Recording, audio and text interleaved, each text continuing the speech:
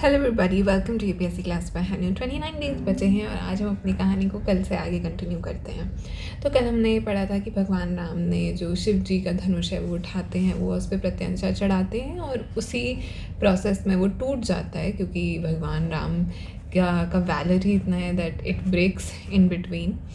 और फिर जो राजा जनक हैं वो भगवान राम की काबिलियत से इम्प्रेस हो जाते हैं और बोलते हैं कि अब वो सीता माँ का हाथ उन्हीं के हाथ में देंगे। सो वंस राजा जनक हैज़ डिसाइडेड कि अब सीता माँ का हाथ वो राम जी को देंगे, वो फिर विश्वामित्र जी की तरफ देखते हैं फॉर सम एडवाइस और बोलते हैं, should you permit it, I will send my counsellors to Ayodhya so that they inform King Dashrath of what has transpired here. They shall humbly invite the kings here.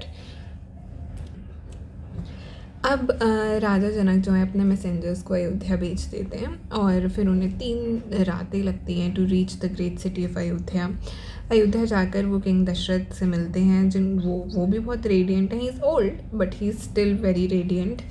And then वो उनको address करते हैं और बताते हैं कि जो राजा जनक हैं मिथिला के राजा, उन्होंने आपका वेलबींग पूछा है और फिर वो उनको सब कुछ बताते हैं जो वहाँ हुआ। And the Lord of Mithila has conveyed a message which bears sage Vishwamitra stamp of approval.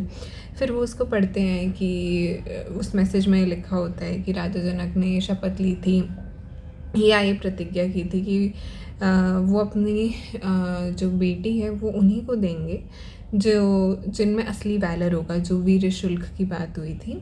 तो मैं जो राम जी हैं उनसे बहुत इम्प्रेस हुआ हूँ क्योंकि उन्हीं में ही वो असली वैलर है। So I wish to give him my daughter in marriage, so आप प्लीज़ मिथिला आइए और ये सब वो लिख देते हैं। दशरथ जी तो बहुत एलेटेड, बहुत एक्साइटेड, वो कोई टाइम वेस्ट नहीं करते, वो करते हैं सारी प्रिपरेशन स्टार्ट और निकल चलते हैं अपने सब संत मुनि ऋषियों सबको अपने साथ लेकर। और फिर वो मिथिला में आ जाते हैं, मतलब अपनी पूरी वेडिंग की टोली लेकर वो मिथिला में आ चुके हैं 4 days लेटर। अब जो जनक जी हैं वो बहुत खुश होते हैं कि भैया अयोध्या के लॉर्ड आए हैं, वो उनका बहुत आदर सत्कार करते हैं और बोलते हैं कि it is fortunate that all obstacles have been removed and that my lineage is exalted by this relationship with the heroic descendants of Raghu.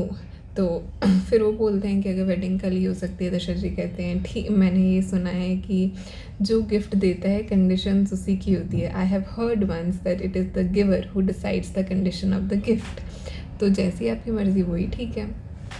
अब जो ये जनक जी हैं इनकी डायनेस्टी है इक्ष्वाकुज, और जो दशरथ जी हैं उनकी डायनेस्टी है इक्ष्वाकुज, और जो जनक जी हैं उनकी डायनेस्टी है विदयास। तो अब वो जब भी मतलब ये जैसे शादी होती है तो उससे पहले वो बोलते हैं कि सबकी लीनेजेस पढ़ी जाती हैं कि ये इसके पुत्र, ये इनके पुत्र, ये इनके पुत्र, ऐसे करते करते टिल प्रेजेंट डेट।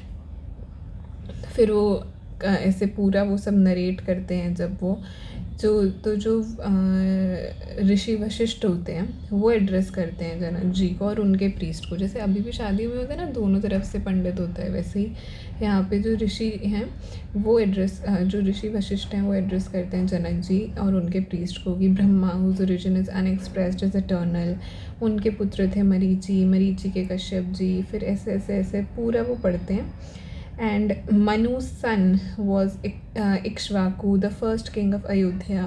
फिर वहाँ से आगे आगे करते करते वो पूरी वो बताते हैं लीनिएज। इसी के बीच में सागर राजा आता है, असमंज आते हैं, अंशुमन आते हैं, दिलीप, भागीरथ, ये सब लोग आते हैं और फिर वो राम जी और लक्ष्मण जी तक पहुंचती है वो पूरी lineage. And then he says for, अब लक्ष्मण जी का भी विवाह जो है वो उर्मिला जी से हो रहा है, जो उन्हीं की ही बेटी है जनक जी की। एंड वो बोलते हैं for Ram and Lakshman born in this lineage I ask for your 2 daughters, grant them on to this well suited young man. Janak ji बहुत खुश होते हैं और वो अपनी पुत्रियों को उनको देते हैं और बोलते हैं कि मेरी भी लीनिएज रिसाइट हो गई। फिर वो पूरा लीनिएज उनकी भी पढ़ी जाती है। एंड देन इट इज़ फिर लिखा होता है that I give as brides Sita and Urmila to Ram and Lakshman. तो फिर ये सब इसके बाद क्या होता है कि कुशध्वज जी जो हैं, कुशाध्वज जी जो कि ब्रदर हैं जनक जी के, वो भी एक बहुत वर्चुअस किंग है और उनकी भी 2 बेटी हैं। तो फिर वो बोलते हैं कि इनकी बेटियों का विवाह भरत जी और शत्रुघ्न जी से कर दिया जाए। तो फिर जनक जी बहुत प्लीज़ होते हैं, वो बोलते हैं कि ठीक है, जो चारों प्रिंस हैं उनकी शादी एक ही दिन हो जाती है इन 4 राजकुमारियों से ऑन द सेम डे। तो उनका सब शादी का प्रोसेस होता है। एंड देन जब ये सब सेटल हो जाता है और कि ऐसे ऐसे प्रोसेस होंगे, अब अगले दिन राजा दशरथ जो हैं वो बहुत सारी काउस का दान करते हैं, ब्राह्मण्स को बहुत कुछ देते हैं और ये सब मतलब उनकी, because he is very happy. And अब जब ये सब रिचुअल्स परफॉर्म होते हैं, दशरथ जी आते हैं, जो वेडिंग ऑल्टार यानी जो बीच में अग्नि देवता होते हैं, एंड अब वेडिंग पूरी प्लेस करी जाती है और वहाँ पे बहुत ऋषि मुनि होते हैं, सारे सैक्रेड रिचुअल्स होते हैं। एंड इसके बाद जो वेडिंग एरिया में सारी प्रोसेसेस स्टार्ट हो जाती हैं। And the hands of the 4 brides were placed in the hands of the grooms and the couples circumambulated the fire and the elders thrice. Circumambulated मतलब उसके आसपास घूमते हैं एंड सारी वैदिक सेरेमनीज़ को परफॉर्म किया जाता है। और इतना भव्य दृश्य है कि आसमान से फूल बरस रहे हैं, डिवाइन ढोल बज रहे हैं एंड पीपल आर सिंगिंग और म्यूज़िकल डिवाइन इंस्ट्रूमेंट्स की आवाज़ें आ रही हैं। ऐसा लग रहा है जैसे पूरा ब्रह्मांड ही खुश हो रहा है, अपना एक जश्न मना रहा है। फिर अब ये सब जब ये वेडिंग का हो जाता है पूरा प्रोसेशन, सो अब रिटर्न टू अयोध्या लिखा जाता है उसके बाद, और उसमें लिखते हैं कि जो विश्वामित्र जी हैं, he has departed for the northern mountains अगले दिन ही, क्योंकि विश्वामित्र जी कहते हैं अब ठीक है, मेरा हो गया यहीं पे। So Vishwamitra ji now departs to the northern mountains, क्योंकि वो ताड़का का वध के लिए वो उनको लाए थे, वो हो चुका है, अब इनका विवाह भी हो चुका है, तो वो अपना चले जाते हैं। जनक जी अपनी सब बेटियों को बहुत गिफ्ट्स वगैरह देते हैं और दशरथ जी से लीव लेते हैं और अपना निकलते हैं, क्योंकि जो वेडिंग की मतलब जगह थी वहाँ से वो फिर अब अपने घर के लिए निकलते हैं। एंड अब जो दशरथ जी हैं वो भी निकलते हैं पूरे अब ये वेडिंग पार्टी लेकर वापस अयोध्या। तो अब दशरथ जी, उनके बेटे, उनकी पत्नियाँ, सारे रॉयल सेजेस, सारी आर्मीज़, एक पूरा काफिला है जो वापस अयोध्या की तरफ बढ़ रहा है।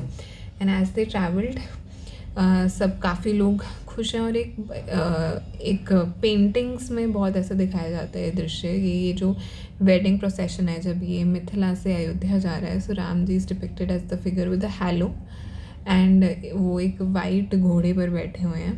तो ये पेंटिंग काफ़ी दिखाई जाती है। अब जब वो वापस जा रहे हैं तो एक बहुत अलग सा मिक्सचर ऑफ ओमेंस है, मतलब they experience a strange mixture of omens.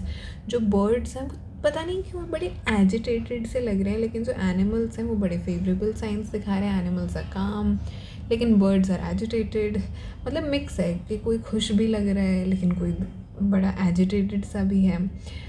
तो जो जितने भी ऋषि हैं उनके साथ जो चल रहे हैं वो ये सब देखकर बोलते हैं, बिकॉज ये birds animals they are omens, वो ऐसी बहुत सी चीज़ें इंडिकेट करते हैं। तो वो राजा दशरथ से कहते हैं that this meant a great terror would approach but would eventually B resolved. और जैसे ही वो ये बोलते हैं कि ऐसा कुछ होगा लेकिन हो जाएगा सॉल्व, एक हवा सी उठती है और फिर जैसे ही वो हवा उठती है, इसके आगे का हम कल सुनेंगे। So with that being said, I'll see you in the next one tomorrow. Please do like, share, subscribe and comment. All the best. Take care. और होली आने वाली है. May our lives be full of lots of colors of love, happiness, warmth, prosperity, good health. Yeah. Take care. Bye.